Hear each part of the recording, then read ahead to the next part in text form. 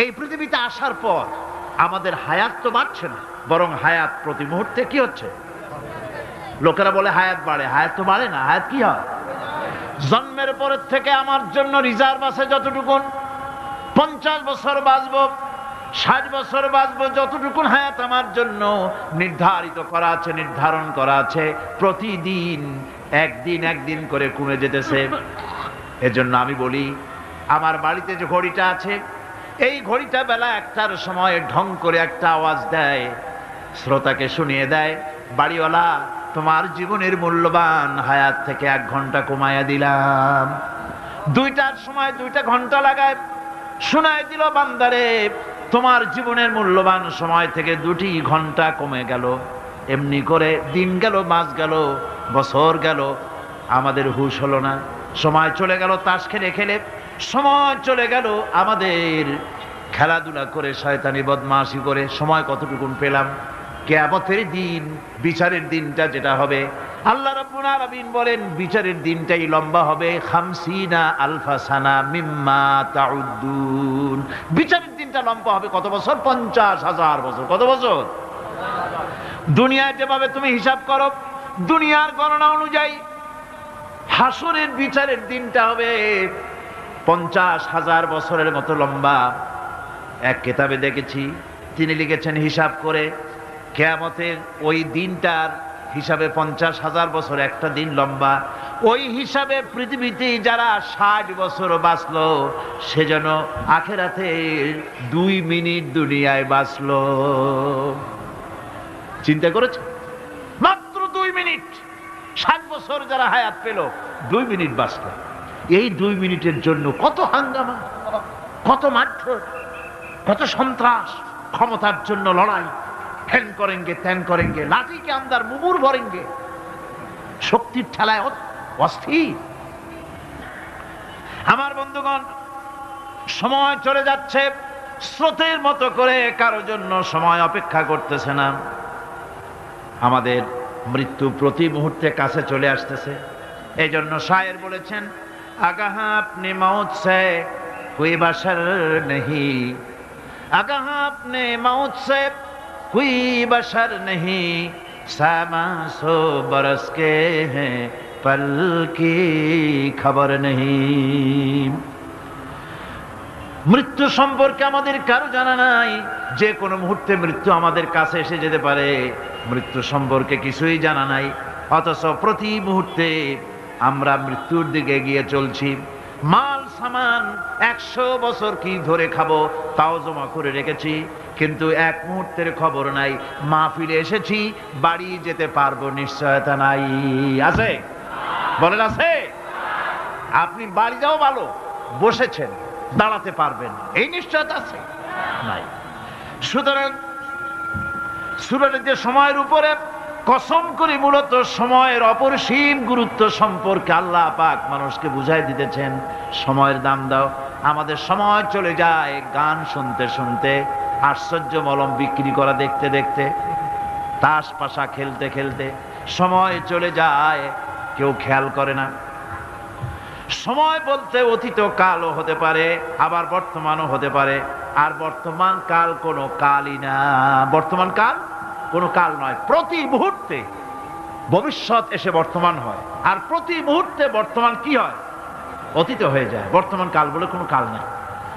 প্রতি মুহূর্তে অতীত হয়ে যাচ্ছে। এই যে আমি মাহফিলে বসছিলাম প্রথম এসে, ওইটা কি এখনো বর্তমান আছে? এই যে বর্তমান কথা বলছি, এটা অতীত হয়ে যাচ্ছে। সুতরাং বর্তমান কাল নাই। আল্লাহ পাক অল আসরের সময়ের কসম করে বলছেন। যদি আমরা চিন্তা ভাবনা করি, তাহলে আমরা লক্ষ্য করব আমাদের আসল মূলধন সময়। আসল মূলধন কি? জীবনের আসল মূলধন কি? সময়। ইমাম রাজি রহমতুল্লাহ আলাইহি এই পর্যায়ে এক বুজুর্গের ব্যক্তির কথা তিনি আলোচনা করেছেন। তিনি বলেছেন যে একটা লোক, তিনি সূরা আল আসর এর ব্যাখ্যা তিনি বুঝতেছিলেন না। ব্যাখ্যাটা কি? এই মাথার মধ্যে ঘুরপাক খাচ্ছিল এর ব্যাখ্যা কি? একবার তিনি বাজারে ঢুকলেন, তারপরে তিনি শুনতে পেলেন বাজারের এক প্রান্ত থেকে একজন চিল্লায় বলতেছে, সেই ব্যক্তির উপরে রহম করো যার পুঁজি গলে যায়, সেই ব্যক্তির উপরে রহম করো যার পুঁজি গলে যায়। উনি চিন্তা করলেন পুঁজি এবার গলে কেমনে, উনি দৌড়ে গেলেন, যায় দেখেন যে যে ব্যাটা চিল্লাচ্ছে সে হচ্ছে বরফ বিক্রেতা। কি বিক্রেতা? বরফ, বরফ, আইস। এখন এই বরফ বিক্রেতা সে চিল্লায় বলতেছে সেই ব্যক্তির পরে রহম করো যার পুঁজি কি গলে যায়। সূর্যের তাপ বাড়তেছে আর বরফ গলে যাচ্ছে। সে বুঝাতে চাচ্ছে যে আমার এই বরফটা জমাট থাকা অবস্থায় তোমরা কেউ কেনো, যেহেতু আমার পুঁজি তো এর মধ্যে আমি ইনভেস্ট করেছি। এটা যদি পানি হয়ে যায় তো পানি তো কেউ কিনবে না, এটা তো যেখানে সেখানে পাওয়া যায়। বরফ পাওয়া যায় না বলি তো আমি বরফ কিনে আনছি। তোমরা আমার প্রতি দয়া করো, তাড়াতাড়ি করে বরফটা কিনে নিয়ে যাও।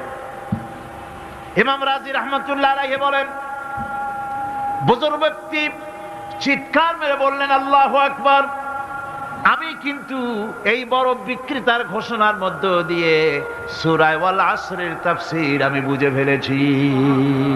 তার মানে হলো বরফ বিক্রেতা যেভাবে বলতেছে সেই ব্যক্তির উপরে রহম করো যার পুঁজি গলে যায়, আমারও তো একটা পুঁজি আছে, ওই পুঁজির নাম হায়াত। প্রতি মুহূর্তে আমার পুঁজি তো গলে যেতেছে, আমার পুঁজি তো গলে যায়, প্রতি মুহূর্তে কমে যেতেছে। আহারে এই পুঁজি যে গলে গেল ধরে রাখতে পারলাম না, এই জন্য কিছুই তো করতে পারি নাই। সূরা ওয়াল আসরের ভিতরে মানুষের আয়ুষ্কাল দেওয়া হয়েছে, বরফ গলে যাওয়ার মতো দ্রুত সে আয়ু কমে যাচ্ছে। একে যদি নষ্ট করে ফেলা হয়, ভুল কাজে ব্যয় করা হয়, সেটাই হচ্ছে মানুষের মূল ক্ষতি। মানুষের মূল ক্ষতি। ব্যবসায় ক্ষতিগ্রস্ত হয়েছে, এটা মূল ক্ষতি নয়। স্বাস্থ্য হারাইছে, মূল ক্ষতি নয়। রাজনীতিতে ব্যর্থ হয়েছে, মূল ক্ষতি নয়। জীবনে মন্ত্রিত্ব হারাইছে, মূল ক্ষতি নয়। মূল ক্ষতি প্রতি মুহূর্তে সময় নষ্ট হচ্ছে, এটাই মূল ক্ষতি। ভাইরা, কিয়ামতের দিন জান্নাতীদের কোনো দুঃখ থাকবে না, সকলের দুঃখ থাকবে। জান্নাতীদের কোনো দুঃখ থাকবে নাকি? থাকবে, থাকবে। জান্নাতীদের মনের মধ্যে একটা দুঃখই থাকবে। ভালো করে শুনুন, জান্নাতীদের মনের মধ্যে একটা দুঃখই হবে। তারা মনে মনে চিন্তা করবেন, আফসোস করবেন, আহারে যদি দুনিয়ায় বসে অমুক সময় বাসে বসেছিলাম, আজে বাজে চিন্তা করেছি, বাড়ির ড্রয়িং রুমে একা একা বসে বসে আজে বাজে চিন্তা করেছি, অমুক অমুক সময় খেলাধুলায় কাটাইছি। এই সময়গুলিতে যদি সুবহানাল্লাহ, আলহামদুলিল্লাহ, লা ইলাহা ইল্লাল্লাহ, আল্লাহু আকবার এই তাসবিহ যদি পড়তাম, জিকির আজগার করতাম, জান্নাতের ভিতরে আরো নিয়ামত লাভ করতে পারতাম। সময়টা তো কাজে লাগাইলাম না। মানুষের শর্ত, মুমিনের সব কাজে সওয়াব। ওয়াকুলু লিন্নাসি হুসনা, মানুষের সঙ্গে ভালো ভালো কথা কও, মানুষের সঙ্গে হাসি মুখে কথা কও। একজনের সাথে হাসি মুখে কথা বললেন, আপনার একটা সদকা দেওয়ার মতো সমান সওয়াব আমলনামায় লেখা হয়ে গেল। ভালো ভালো কাম করো। বন্ধুগণ, সময় দ্রুত গতিতে চলে যাচ্ছে, মানুষের জীবন ক্ষতিগ্রস্ত হচ্ছে। ক্ষতি থেকে বাঁচতে পারবে 4টা গুণ যার মধ্যে আছে, বাকি সব ক্ষতিগ্রস্ত হয়ে যাবে। আমার ভাইয়েরা, এই কথাগুলি বলে আল্লাহ পাক যেন এরকম একটা দৃষ্টান্ত দিলেন। আপনি যদি পরীক্ষার হলে গিয়া দেখেন ছাত্ররা পরীক্ষা দিতেছে, পরীক্ষার জন্য নির্ধারিত সময় কতটুকুন? 3 ঘন্টা। 3 ঘন্টা, 3 ঘন্টা। আপনি গিয়ে দেখলেন কোন একজন পরীক্ষার্থী পরীক্ষা দিতে গিয়ে আর একদিকে তাকায় আছে, আকাশের তারা গুনতেছে, অথবা সে গল্প করতেছে, অথবা পরীক্ষা বাদ দিয়ে আজে বাজে কিছু লিখতেছে। আপনি যেমন তাকে, ওই ছেলেটাকে আনবো না, গাফেল ছেলেটাকে ঘড়ির দিকে তাকায় বলেন, এই ছেলে ওই ঘড়ির দিকে তাকাও, দেখো তোমার সময় কিন্তু চলে যেতেছে, মাত্র 1 ঘন্টা, আর তুমি সময় নষ্ট করতেছো।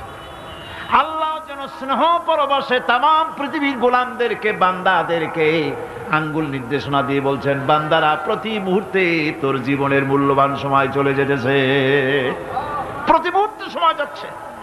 আল ইনসান, ইনসান বলতে শুধু মুসলমান না, ইনসান বলতে কি মুসলমান শুধু না, আল ইনসান মানব মণ্ডলী, বিশ্বের সমস্ত মানুষকে আল্লাহ বলছেন, হিন্দু, খ্রিস্টান, বৌদ্ধ, নাসারা, ইহুদি, মজুসি, মুসলমান, বিশ্বের সব মানুষকে আল্লাহ বলছেন। যেহেতু আল্লাহ স্রষ্টা, মানুষের ব্যাপারে সার্বিক কল্যাণময় কথা কে বলতে পারেন? কে বলতে পারেন? সে আল্লাহ রাব্বুল আলামিন বলছেন, সময় চলে যাচ্ছে ও পৃথিবীর মানুষেরা, এই মানুষ বলতে আল্লাহ রাব্বুল আলামিন কোন ব্যক্তি, কোন গোষ্ঠী, কোন জাতিকে বলেন নাই, বলেছেন সমগ্র মানবতাকে। এর অর্থ হচ্ছে সূরাটিতে উল্লেখ্য 4টি গুণ যদি আমল করতে পারে লোকেরা, যেই ব্যক্তি করবে, যেই সমাজ করবে, যেই রাষ্ট্র করবে, যেই গোষ্ঠী করবে, যেই জাতি করবে, তারাই ক্ষতি থেকে বেঁচে যাবে। আর যারা করবে না তারা ক্ষতিগ্রস্ত হবে। কি হবে বলুন? এখন আল্লাহ পাকের কথা শুনুন। আল্লাহ পাক বলছেন, ওয়াল আসরি ইন্নাল ইনসানা লাফি খুসর। খুসরিন, এই যে খুসর, খাসারা, এই শব্দটা হচ্ছে আবিধানিক অর্থে ক্ষতি হচ্ছে লাভের বিপরীত। লাভের বিপরীত কি? ক্ষতি। নাফা, এই নাফার বিপরীত কি? নোকসান। খাসারাটা কি? নোকসান বলা হয় পুঁজি 50,000 খাটাইছিলাম, লাভ করতে পারি নাই, পুঁজি ঠিক আছে, এটাকে বলা হয় নোকসান। এটাকে কি বলা হয়? নোকসান। কিন্তু আমি পুঁজি খাটিয়েছিলাম 50,000 টাকা, লাভ তো হয়ই নাই, পুঁজিও চলে গেছে, আমও গেছে, সালাও গেছে, আমও নাই, সালাও নাই। এইটারে আরবিতে কি বলা হয়? খাসার। দেউলিয়া। দেউলিয়া হয়ে গেছে। দেউলিয়াটা বোঝেন ভালো আপনারা, দেউলিয়া হয়ে গেছে। কোরআন লাভ বা সাফল্যের ধারণা যেমন নিছক পার্থিব নয়, সমৃদ্ধির কথা শুধু পার্থিব নয়, জন্ম থেকে শুরু করে মৃত্যু পর্যন্ত কোরআনের লাভের কথা যখন বলা হয় তখন জন্ম থেকে মৃত্যু পর্যন্ত, আখিরাত পর্যন্ত, কিয়ামত পর্যন্ত। ক্ষতিটাও জন্ম থেকে শুরু করে মৃত্যু পর্যন্ত, কিয়ামত পর্যন্ত ক্ষতিটাও। এই ক্ষতি থেকে বাঁচবার জন্য কোরআনে কারিমে বিভিন্ন জায়গায় এই খাসারা শব্দ ব্যবহার করা হয়েছে। আল্লাহ রাব্বুল আলামিন বলছেন, ওয়ামান খাফফাত মাওয়াজিনুহু ফাউলাইকাল্লাযীনা খাসিরু আনফুসাহুম বিমা কানু বিআয়াতিনা ইয়াযলিমুন।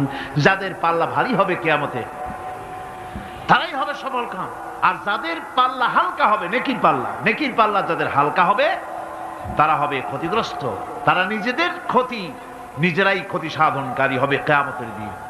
কাজে মানুষের জীবনের সমুদয় কার্যাবলীর ভালো অংশ যদি খারাপ অংশের উপরে বিজয়ী হয়, তারপরে খারাপ অংশ পাওনাদারদের দিয়ে টিয়া, এরপরে যদি নেকি কিছু বাকি থাকে, তাহলে বোঝা গেল লোকটা কিয়ামতে নাজাত পাবে। আর যদি ভালো কাজের উপরে খারাপ কাজ বিজয়ী হয়ে যায় আর সমস্ত পাওনাদারদেরকে পাওনা মিটাইয়া তারপরেও পাপ বাকি থেকে যায়, এক চাইতে খাসারা পৃথিবীতে, আকাশে, জমিনে কিছুই আর হবে না। এর থেকে বাঁচার জন্য আল্লাহ পাক এই খাসারা থেকে বাঁচার জন্যই মানুষকে এই কথা বলছেন। এই কথাটি কোরআনে কারিমের অন্য একটি আয়াতে আরো সুন্দর করে বলা হয়েছে, যারা নাকি এই দুনিয়ার বুকে যারা নিজেদের পুঁজি খাটাইছে, জীবনের পুঁজি সুদ কামাইতে খাটালো, জীবনের পুঁজি খাটালো হারাম কামাইয়ের ভিতরে, অন্যায় কাজের ভিতরে, যারা জীবনের পুঁজিকে আল্লাহর দ্বীনের কাজে লাগাতে পারে নাই, তাদের সম্পর্কে বলা হচ্ছে হাসিরাদ দুনিয়া ওয়াল আখিরাতা যালিকা হুয়াল খুসরানুল মুবিন। হাসিরাদ দুনিয়া ওয়াল আখিরাত, দুনিয়াও ক্ষতিগ্রস্ত, আখিরাতেও ক্ষতিগ্রস্ত। এটা হচ্ছে তার জন্য সুস্পষ্ট ক্ষতি, এর থেকে বড় ক্ষতি আর কিছুই হতে পারে না। আল্লাহ পাক কোরআনে কারীমে অন্যত্র বলেছেন, وَنُنَزِّلُ مِنَ الْقُرْآنِ مَا هُوَ شِفَاءٌ وَرَحْمَةٌ لِّلْمُؤْمِنِينَ وَلَا يَزِيدُ الظَّالِمِينَ إِلَّا خَسَارًا। আমি এই কোরআন অবতরণের পরিক্রমায় এমন সব বিষয় অবতীর্ণ করেছি যা মুমিনদের জন্য নিরাময় এবং তাদের জন্য রহমত, আর জালিমদের জন্য ক্ষতি ছাড়া আর কিছুই বৃদ্ধি পায় না। জালিমদের জন্য ক্ষতি বৃদ্ধি পায়। আর যারা মুমিন তাদের জন্য এর মধ্যে নিরাময় আছে, এর মধ্যে রহমত আছে। অর্থাৎ যারা এই কোরআনকে যারা নিজেদের আইনের কিতাব হিসাবে গ্রহণ করেছে, কোরআনকে তাবিজের কিতাব হিসাবে নয়, ধর্মীয় কিতাব হিসাবে নয়, কোরআন সংবিধান। কোরআন কি? কোরআনকে যারা সংবিধান হিসাবে মেনে নিয়েছে, কোরআনকে যারা সংবিধান হিসাবে গ্রহণ করলো, ব্যক্তি, পরিবার, সমাজ, রাষ্ট্রে তাদের যাবতীয় মানসিক, বুদ্ধিবৃত্তিক, নৈতিক, তামাদ্দুনিক রোগের নিরাময় হবে, এর দ্বারা শান্তি হবে। কিন্তু যেসব জালিম এই কোরআনকে প্রত্যাখ্যান করেছি, কোরআনকে যারা মৌলবাদীদের কিতাব বলে, কোরআনের কথা বললে মৌলবাদ বলে গাইল দেয়, তারা তাদের কপালকে পোড়াইয়া ছাই বানাইয়া দিছে, তাদের তাদের কপাল ভস্মীভূত করে দিয়েছে। আমার দেশে, এই দেশটা কি মুসলমান বেশি না অন্য জাতি বেশি? কোন? জোরে কোন? মুসলমান সবচেয়ে। খুব লক্ষ্য করে শোনেন, এই দেশে সবচেয়ে মুসলমান বেশি, ইন্দোনেশিয়ার পরে। পৃথিবীর দ্বিতীয় বৃহত্তম মুসলিম দেশ হলো কোনটা? বাংলাদেশ। এই দেশে ইসলামরে যত গালি দেওয়া হয়েছে, কোরআনকে যত গালি দেওয়া হয়েছে, আলেমদেরকে যত গালি দেওয়া হয়েছে, রাসূলুল্লাহকে যত গালি দেওয়া হয়েছে, ইসলামী আদর্শকে যত গালি দেওয়া হয়েছে, পৃথিবীতে কোন দেশে এইভাবে ইসলামকে গালি দেওয়া কোথাও হয় নাই। এমনকি আমেরিকার মতো দেশে, ইংল্যান্ডের মতো দেশেও কোরআনের বিরুদ্ধে এত কথা কেউ বলতে সাহস পাবে না, ইসলামের বিরুদ্ধে কথা বলতে সাহস পাবে না, যেহেতু মুসলমানেরা সেখানে পাল্টা আক্রমণ করবে। আজ আমার দেশে মুসলমানের ঘরের সন্তান হইয়া ইসলামের বিরুদ্ধে তারা বক্তব্য রাখে। মৌলবাদ, মৌলবাদ জিকির উঠে গেছে। আমেরিকার প্রেসিডেন্টরা যখন শপথ নেন, প্রেসিডেন্ট হিসাবে ওথ নেন, বাইবেলের উপরে হাত রাখেন আর বলেন, এই মহাগ্রন্থকে স্পর্শ করে শপথ নিচ্ছি, আমি আমার চিন্তা চেতনা, আমার মেধা, আমার প্রজ্ঞা সবটা আমার জাতি, আমার দেশকে উন্নয়নের জন্য, এর সমৃদ্ধির জন্য, এর সংরক্ষণের জন্য আমি আমার জীবনকে উৎসর্গ করব। বাইবেলের উপরে স্পর্শ করে এই শপথ তারা নেন। আমার দেশের প্রেসিডেন্ট, প্রধানমন্ত্রী শপথ নেওয়ার সময় কোরআন শরীফের উপরে হাত রাখে যদি, তাহলে বলা হবে বেচারা মৌলবাদী হয়ে গেছে। এটা করা যাবে না। আর যদি কেউ করে সামান্য কিছু, কোরআন না, যদি তসবিহ নিয়েও আসে, তাহলে বুঝতে হবে জাতির সাথে একটা প্রতারণা ছাড়ার কিছুই না। কাজেই ধর্মের প্রতি আকর্ষণ একটা ভিন্ন জিনিস, সেই জিনিসকে ছেড়ে যারা দেয় তারাই ক্ষতিগ্রস্ত হয়, আর যারা ধরে রাখে তারা দুনিয়ায় ক্ষতিগ্রস্ত হয় না। আল্লাহ পাক এখানে রাসূল করিম সাল্লাল্লাহু আলাইহি ওয়াসাল্লামের একটি হাদিস প্রণিধানযোগ্য কোরআনের ব্যাপারে। হুজুর বলেছেন, আল কোরআন হুজ্জাতুন লাকা ওয়া আলাইকা। এই কোরআন হয় তোমার পক্ষের সাক্ষী, না হয় এই কোরআন তোমার বিপক্ষের সাক্ষী। কিয়ামতে এই কোরআন হয় তোমার পক্ষে কাজ করবে, নতুবা এই কোরআন তোমার বিপক্ষে কাজ করবে। দুই অবস্থা থেকে খালি হবে না। হয় কোরআন তোমার পক্ষে সাক্ষী দেবে, না হয় আমরা কি চাই? কিয়ামতে কি চাই? বলেন কি চাই? কোরআনের পক্ষে যদি আমরা সাক্ষী চাই, তাহলে এই কোরআনের পক্ষে আমাদেরকে কাজ করতে হবে। এছাড়া আমাদের নাজাতের কোনো পথ নাই। আমাদের মুক্তির পথ হচ্ছে কোরআন কেন্দ্রিক, রাসূলুল্লাহর হাদিস কেন্দ্রিক। এর বাইরে আমাদের সমস্ত পুঁজি নষ্ট হয়ে যাবে। আমাদেরকে পৃথিবীতে টিকে থাকতে হলে কোরআনের উপরে ভিত্তি করে আমাদেরকে বাঁচতে হবে, টিকতে হবে।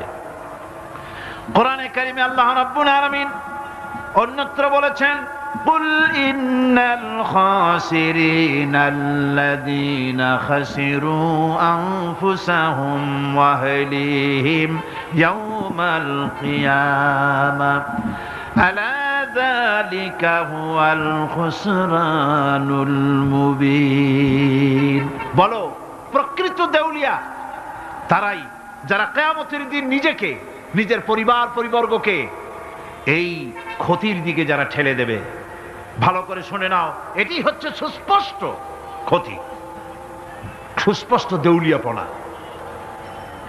এই ক্ষতি থেকে বাঁচার জন্য আল্লাহ রাব্বুল আলামিন কোরআনে কারীমের মধ্যে বলেছেন, ওয়াল আসরি ইন্নাল ইনসানা লাফি খুসর। পড়েন সবাই, ওয়াল العصر إن الإنسان لفي خسر মানুষের সমগ্র মানুষের জীবন ক্ষতিগ্রস্ত ব্যর্থ কে বলতেছেন গা শিউরে ওঠার কথা না গা শিউরে ওঠে আল্লাহ বলতেছেন ক্ষতিগ্রস্ত ব্যর্থ আপনি যতই মনে করেন আপনার মিল আছে কল আছে কারখানা আছে মন্ত্রী টাকা পয়সা আছে প্রেসিডেন্ট হয়েছেন প্রধানমন্ত্রী হয়েছেন আপনার জীবন সফল হয়েছে আল্লাহ বলেন না জীবন ব্যর্থ জীবন বিফল জীবন ক্ষতিগ্রস্ত তাম পৃথিবীর সমস্ত মানুষ ক্ষতিগ্রস্ত ব্যর্থ চারটা কাজ করলে সফল হবে কয়টা কাজ জোরে বলেন কয়টা কাজ ইল্লাল্লাযীনা আমানু ওয়া আমিলুস সালিহাতি ওয়া তাওয়াসাউ বিল হাক্কি ওয়া তাওয়াসাউ বিস সাবর চারটা কাজ করলে জীবন হবে সফল এই ব্যর্থতা থেকে এই ক্ষতি থেকে যদি বাঁচতে চাই কিনা কারা কারা চাই দেখাই তো হাত কারা কারা চাই ক্ষতির হাত থেকে বাঁচতে চাই কারা আলহামদুলিল্লাহ হাত নামা ক্ষতির হাত থেকে যারা বাঁচতে চান আল্লাহ রাব্বুল আলামিন তাদের জন্য ফর্মুলা পেশ করেছেন ইল্লাল্লাযীনা আমানু ওয়া আমিলুস সালিহাতি ওয়া তাওয়াসাউ বিল হাক্কি ওয়া তাওয়াসাউ বিস সাবর আল্লাহ পাক বলেন চারটি কাজ করলে জীবন সফল হয়ে যাবে কয়টা কাজ চারটা কাজ করলে জীবনটা সফল হয়ে যাবে এক নম্বরে ঈমান এক নম্বরে কি ঈমান এটাই হচ্ছে ফাউন্ডেশন ক্ষতি থেকে বাঁচার জন্য প্রথম যে গুণটি সেটির নাম হচ্ছে ঈমান ইসলামে ঈমানের স্থান সর্বপ্রথম তারপরই হচ্ছে ইসলাম ঈমান আগে তারপরে কি ইসলাম ইসলাম হচ্ছে বীজ ঈমান হচ্ছে বীজ আর ইসলাম হচ্ছে চারা গাছ এটা হচ্ছে ভিত্তি এই ভিত্তিকে সর্বপ্রথম মজবুত করতে হবে ঈমানের ভিত্তি ঈমানের ভিত্তি দুনিয়ায় ঈমানের আহ্বান জানাবার জন্যই আল্লাহ রাব্বুল আলামিন সমস্ত নবী এবং রাসূলদেরকে পৃথিবীতে পাঠিয়েছেন ঈমানের আহ্বানের জন্য দুনিয়ার সমস্ত নবীদের দাওয়াত ছিল ঈমানের দাওয়াত কিসের দাওয়াত এই ঈমানের দাবিটা আসছে এই দাওয়াতটা এসেছে আল্লাহর কাছ থেকে কার কাছ থেকে দেখুন পৃথিবীর ভিতরে কোন নবীদের কথার সাথে আরেকজন নবীর কথার কোনো বৈপরীত্য হয় নাই সমস্ত নবীদের কথা একরকম ছিল কয় রকম একজন নবীর সঙ্গে তার বক্তব্যের সাথে আরেকজন নবীর বক্তব্যের কোনো গুণগত মৌলিক কোনো পার্থক্য ঘটে নাই অসঙ্গতি হয় নাই কারণ নবীরা আম্বিয়া আলাইহিমুস সালাম নিজেরা বানিয়ে কথা রচনা করে তারা মানুষের সামনে পেশ করে নাই সমস্ত নবীদের কাছে যত দাওয়াত এসেছে একটা অফিস থেকে এসেছে সে অফিসটা হচ্ছে কার আল্লাহ রাব্বুল আলামিনের তাই দুনিয়ার সমস্ত পয়গম্বরদের দাওয়াত ছিল না ইলাহা ইল্লাল্লাহ লা ইলাহা ইল্লাল্লাহ লা ইলাহা লা ইলাহা ইল্লাল্লাহু মুহাম্মাদুর রাসূলুল্লাহ এটাই ছিল সমস্ত নবীদের দাওয়াত কোরআনে কারীম তার ধারক এবং বাহক সম্পর্কে বলে যে তিনি যে দাওয়াত দিয়েছেন সে দাওয়াতটা হলো ঈমানের দাওয়াত আমাদের নবী তিনি এসে যে দাওয়াত দিয়েছেন সে দাওয়াতটা কিসের কোরআনে কারীম বলছি ربنا إننا سمعنا مناديا ينادي للإيمان হে আমাদের রব নিশ্চয়ই আমরা এমন একজন আহ্বায়কের আহ্বান শুনেছি যিনি আমাদেরকে ঈমানের দাওয়াত দিয়েছেন এমন কোন পয়গম্বর নাই দুনিয়ায় যিনি ঈমানের দাওয়াত দেন নাই সকলেই ঈমানের দাওয়াত মানুষের সামনে, বিশ্ববাসীর সামনে পেশ করেছেন। কোরআনে হাকিম স্পষ্ট একটা সীমারেখা দুনিয়ার মানুষের সামনে পেশ করে পৃথিবীর মানুষগুলিকে দুটি শ্রেণীতে বিভক্ত করে দিয়েছে। একটি হচ্ছে ঈমান পোষণকারী, আরেকটি হচ্ছে অবিশ্বাসী। একটা ঈমান পোষণকারী আর একটা অবিশ্বাসী। ঈমান পোষণকারীরা সত্যশ্রয়ী, তারা হচ্ছে জ্ঞান এবং নূরের সম্পদে সমৃদ্ধ। আর দ্বিতীয় দলটি হচ্ছে কাফের, জালিম, মূর্খ। তারা হেদায়েতের রাস্তা তাদের জন্য অবরুদ্ধ। কোরআনে কারীম এই দুইটি দল সম্পর্কে উল্লেখ করতেছেন, মাসালুল ফারিকাইনি কাল আ'মা ওয়াল আসাম্মি ওয়াল বাসীরি ওয়াস সামীম হাল ইয়াস্তাবিয়ানি মাসালান আফালা। কোরআন শরীফ বলছে, হাল ইয়াস্তাবিয়ানি মাসালান আফালা তাযাক্কারুন। দুইটি শ্রেণীতে আল্লাহ পাক ভাগ করে দিয়েছেন। একটা শ্রেণী হচ্ছে অন্ধ, বোবা, বধির। আরেকটি যারা শুনতে পায়, চোখে দেখতে পায়। এ দুটি কখনো এক নয়, সমান নয়। এ দুটির রাস্তা আলাদা। কাফেরের রাস্তা আর ইমানদারদের রাস্তা সম্পূর্ণ ভিন্ন। আল্লাহ রাব্বুল আলামিন ঈমান এবং কুফরের পার্থক্য বলে দেওয়ার জন্য গোটা মানব জাতির মধ্যে স্পষ্ট করে বলেছেন, লা ইকরাহা ফিদ-দীন ক্বাদ তাবায়্যানার রুশদু মিনাল গায়ব। দ্বীনের ব্যাপারে জোর জবরদস্তি নেই। এখানে হেদায়েতের পথ এবং গোমরাহি, হেদায়েতকে গোমরাহির পথ থেকে সম্পূর্ণ আলাদা করে দেওয়া হয়েছে। লা ইকরাহা ফিদ-দীন, দ্বীনের ব্যাপারে কোনো জোর জবরদস্তি নেই।